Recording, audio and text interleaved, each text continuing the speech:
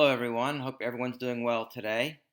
Today's video will focus on the age-old question as to is it better to rent or buy? I'm just going to show you as we go along a financial model I've put together to help lead you, maybe not necessarily to the right decision because there's lots of non-financial factors to consider that are unique to everyone's situation. But just from a numbers standpoint, what does it look like? How do you frame up the question? First of all, a quick disclaimer that this information is intended only to provide general financial education for informational purposes only. The information and opinions within should not be regarded as objective facts. This content does not provide financial, tax, legal, or any professional advice. Personal financial decisions should not be implemented based on the content of this channel. Do not act upon any information without first consulting a licensed investment, tax, or legal professional.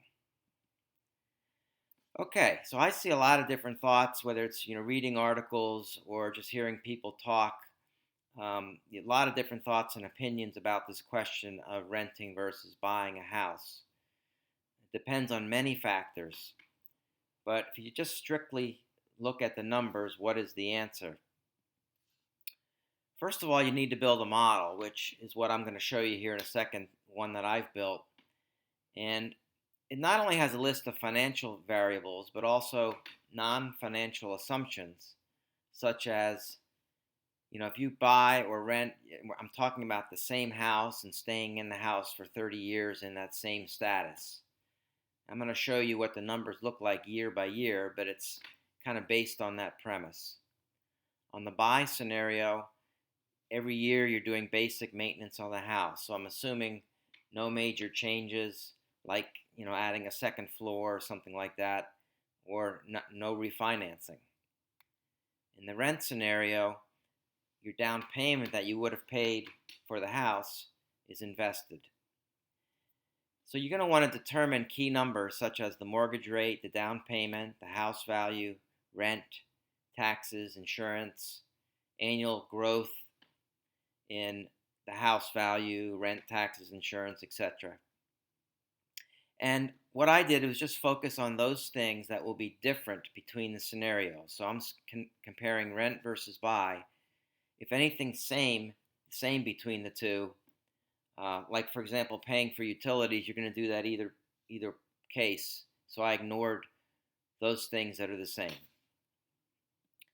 Okay, so here's the kind of basis of the model, and these are some numbers I've plugged in. Obviously, if you're using a model like this, you can plug in any numbers you'd like. But so you have a mortgage rate, the home purchase price, less the down payment is the mortgage amount, which calculates into a monthly mortgage payment. I'm talking about a 30-year mortgage here, fixed rate. You can plug in values such as the expected rise per year in home value.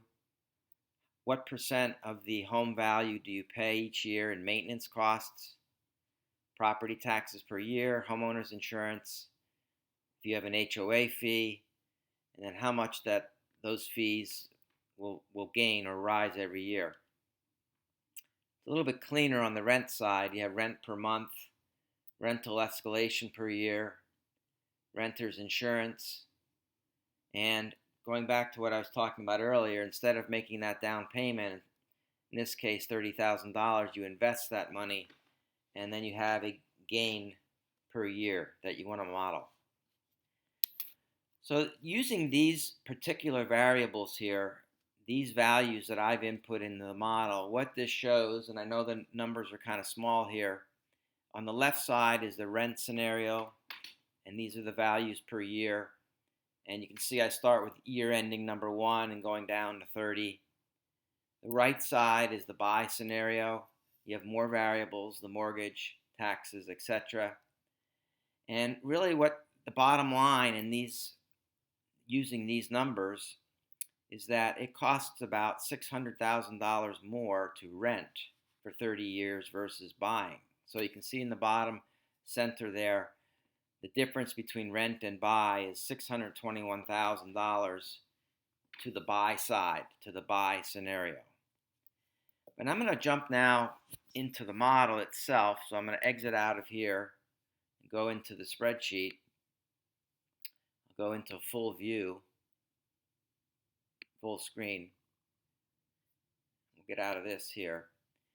So really interesting here that these are just the same variables that I just showed you. And I'll just scroll down to show you the same answer that I just showed you.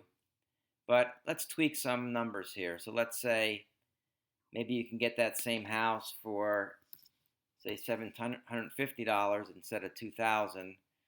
And let's say that you know that that rent will go up. You have a pretty good idea it'll go up 2% a year. And let's just say you think if you invested that money, you can get 10% a year. If you scroll down, so instead of 621 to the buy side, you can see the difference, huge difference to the rent side. Let me go back up here a second. Hold on, I need to make that a negative 1750. Sorry about that. On the rent, you're paying that every month. So if we scroll back down, and you can still see it's slightly positive, but really over 30 years, there's, fairly small number over 30 years, pretty much a wash, buying versus renting, just by changing those variables. Let's just go back to what we had, 2000, 3% growth. Let's go over to the buy side and change some variables. And let's say instead of the home price rising 3% a year, rises by 2%. Maybe the maintenance costs are really more like 3%. And let's say taxes, insurance, HOA, that's about a 5% rise. So what does that do? Keeping things same on the rent side. Again, it's pretty much a wash here. So the point is that, and you can look year by year. So year one, year ending, your net worth impact on the rent side is $8,750 to the positive, and that means the way I'm calculating that, remember you had your $30,000 investment you've made, now you're up to $33,000 after year one, and you've spent $24 and change on rent and insurance. Gives you a positive. So you can see, all these numbers put together, eventually that starts to turn negative with the annual rent that you're paying is outpacing the growth in your investment, basically. But you can compare that year by year where you are on the buy side. So you can say, look, if I expect to stay in the house, let's say 5 years, I've spent $80,000 more. My net worth has decreased $80,000 on the rent side, and it's decreased $72,000 on the buy side. So that's saying in this scenario, you're still slightly positive on the buy side, and that trend kind of holds throughout the whole analysis in this particular case. So in summary, using a model like this, I think, is a starting point. It's not the end-all, be-all to your decision, because there's obviously a lot of other factors that go into that. But by using a model like this, putting in these types of variables, I think it would help you get started. Because when people say rent versus buy, it seems like a really difficult thing to answer. But if you start breaking it down into these types of chunks and putting in these types of values for that are applicable to your area and your situation, it may not be as difficult a thing to figure out as you might think going in. So that's going to be it for this video. Please hit that like button if you liked what you heard today, and love to hear your comments, and please consider subbing up to Joe's Finance Fundamentals. Thanks, and have a great day.